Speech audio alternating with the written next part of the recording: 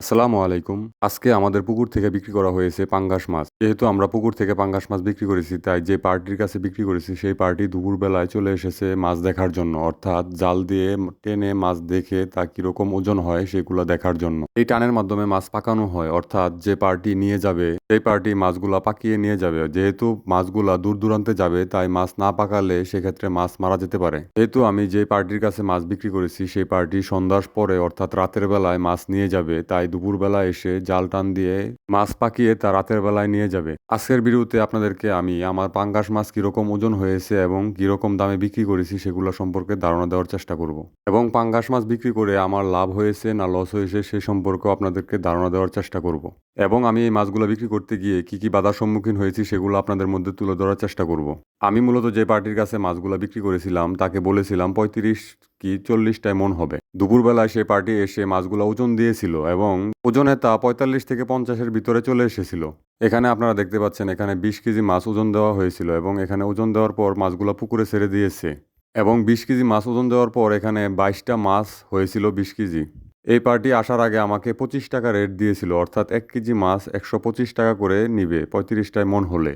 এখন যখন এসে দেখে 45 প্লাস হয়ে গেছে তখন তারা 10 টাকা করে রেট বলেছে। যাই হোক, আমি যেহেতু মাছগুলা বিক্রি করব তাই আমি লস হলেও এই মাছগুলা বিক্রি করতে চেয়েছিলাম, কিন্তু তারা আমার সাথে বড় ধরনের একটা প্রতারণা করে। তারা বলেছিল আমার পুকুরের যা মাছ হবে তারা নিয়ে যাবে, অর্থাৎ পুকুর খালি করে নিয়ে যাবে। সেই অনুযায়ী আমি জালদেরকে বলেছিলাম যে আমার পুকুরে যে মাছ হবে সবগুলো তুলে দেওয়ার জন্য, কিন্তু তারা রাতের বেলায় যখন আসে তারপরও আমাকে বলেছে যে পুকুর খালি করে দিবে। কিন্তু যখন মাছ লোড দেওয়া শুরু করে, অর্থাৎ মাছ যখন গাড়িতে ভরা শুরু করে, তারপরে আমি বুঝতে পেরেছি যে তারা আমার পুকুরে সম্পূর্ণ মাছ নিবে না। কারণ বলতেছে গাড়ির সমস্যা, গাড়ির এটা হয়েছে, গাড়ির ওইটা হয়েছে। আমি তাদেরকে বলেছিলাম 4 টনের গাড়ি লাগানোর জন্য, কিন্তু তারা 2 টনের কম গাড়ি লাগিয়েছে। আমি যেহেতু এবারই প্রথম পাঙ্গাস চাষ করেছি তাই পাঙ্গাসের ব্যাপারীদের সিন্ডিকেটটা আমি বুঝতে পারি নাই। যেহেতু আমার পুকুর থেকে ওরা 4 টন মাছ নিয়ে যাবে তাই আমি ওই অনুযায়ী জালাদেরকে জাল টান দিতে বলেছিলাম। আপনারা এখানে দেখতে পাচ্ছেন কি পরিমাণ মাছ জালেতে এসেছে। এই মাছগুলোর মধ্যে অর্ধেক মাছ ওরা নিয়ে বাকি মাছগুলো আর নেয় নাই, এবং রাতের বেলায় বলেছে কালকে নিয়ে যাবে, অর্থাৎ পরের দিন রাত্রে মাছগুলা সম্পূর্ণভাবে ধরে নিয়ে যাবে। কিন্তু পরের দিন ওদেরকে ফোন দেওয়ার পরে ওরা জানাচ্ছে তাদের নাকি এরকম মাছ চলবে না। আমি তাদের কাছে মূলত 1960 কেজি মাছ, অর্থাৎ 1 মণ কম 2 টন মাছ বিক্রি করেছি।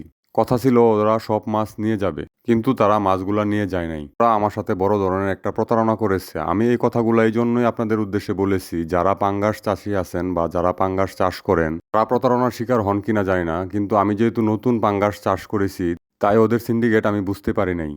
যাই হোক, আল্লাহ যা করে ভালোর জন্য করে। যেহেতু ওরা আমার অর্ধেক মাছ নিয়ে গেছে এবং বাকি অর্ধেক মাছ পুকুরে রয়ে গেছে, তাই আমি আর এই মাছগুলো এখন বিক্রি করব না। এই মাছগুলোকে এখন খাবার দিব, এবং পরবর্তীতে একটা মাছ যখন 1.5 কেজি হবে তখনই বিক্রি করব। এখন একটা মাছের ওজন আছে 700 গ্রাম 800 গ্রাম করে। যেহেতু আমি এবারই প্রথম পাঙ্গাস মাছ চাষ করেছি তাই এই মাছ চাষ করতে কি কি প্রতিবন্ধকতা রয়েছে এবং কিভাবে চাষ করতে হয় অন্য একটা ভিডিওতে আপনাদের মধ্যে তুলে ধরার চেষ্টা করব। আজকের মতো এই পর্যন্তই। সবাই ভালো থাকবেন, সুস্থ থাকবেন। আসসালামু আলাইকুম।